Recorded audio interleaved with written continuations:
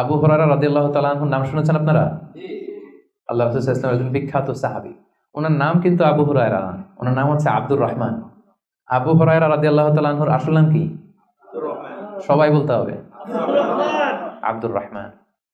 তো উনি আবু হুরায়রা হলেন কি করে? হিজরাতুন মানে বিড়াল, আর হুরায়রা মানে ছোট্ট বিড়াল। তো উনি বিড়াল পালতেন, বিড়াল নিয়ে দুষ্টামি করতেন। আমাদের অনেকে শখ আছে, ঘরে আমরা বিড়াল পালি। তো উনি একবার ঢোলা জামা, এই জুব্বার আস্তিনের মধ্যে বিড়াল নিয়ে রাসূল সাল্লাল্লাহু আলাইহি ওয়াসাল্লামের কাছে আসছেন।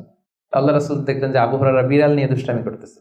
তো আল্লাহ রাসূল সাল্লাল্লাহু আলাইহি ওয়াসাল্লাম রসিকতা করে মজা করে ডাক দিলেন, ইয়া আবা হুরায়রা, এই বিড়ালের বাবা। আসলে নাম কি ছিল? আব্দুর রহমান। টাকা দরকার ছিল ইয়া আব্দুর রহমান।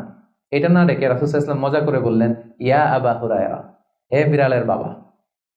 তো রাসূল সাল্লাল্লাহু আলাইহি ওয়াসাল্লাম কিন্তু এরকম মজা প্রায় করতেন, প্রায় সাহাবাদের মধ্যে তিনি মজা করতেন, রসিকতা করতেন। তবে এটা হালাল রসিকতা ছিল, হালাল এন্টারটেইনমেন্ট।